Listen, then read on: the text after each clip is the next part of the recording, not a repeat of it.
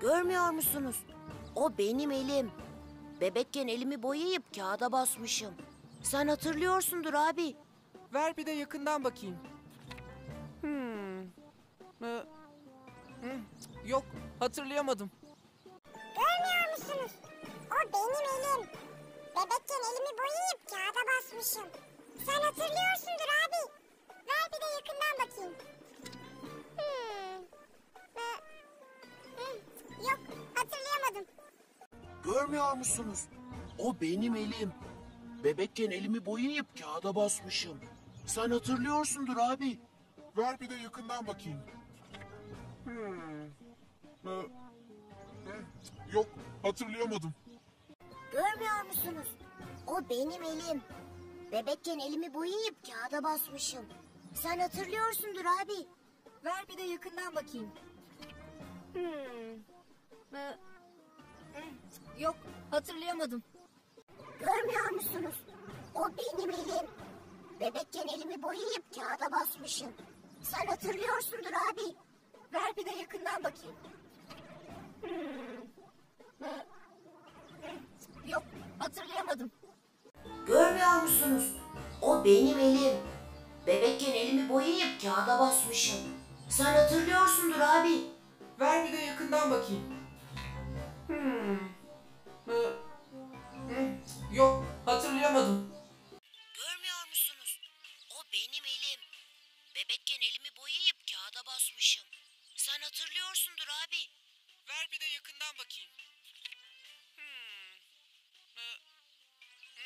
Yok, hatırlayamadım. Görmüyor musunuz? O benim elim. Bebekken elimi boyayıp kağıda basmışım. Sen hatırlıyorsundur abi. Ver bir de yakından bakayım.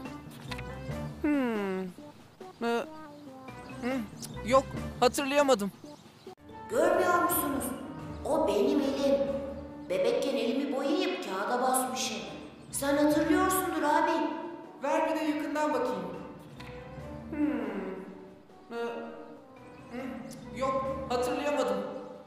Görmüyor musunuz? O benim elim. Bebekken elimi boyayıp kağıda basmışım. Sen hatırlıyorsundur abi. Ver bir de yakından bakayım.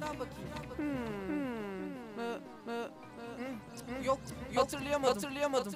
Görmüyor musunuz? O benim elim. Bebekken elimi boyayıp kağıda basmışım. Sen hatırlıyorsundur abi. Ver bir de yakından bakayım. Yok, hatırlayamadım. Görmüyor musunuz? O benim elim. Bebekken elimi boyayıp kağıda basmışım.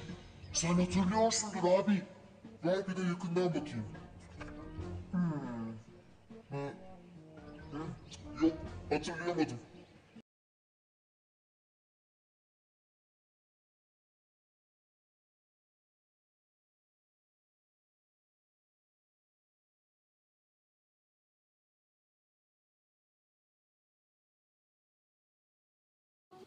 Mızdama eliniz da koy. Nicht gemeint, ich die Brav. I världen sorglöst до нас. Машим sabada me jobben blir inte beb. Melemi ne bo. Sunu sunaymro.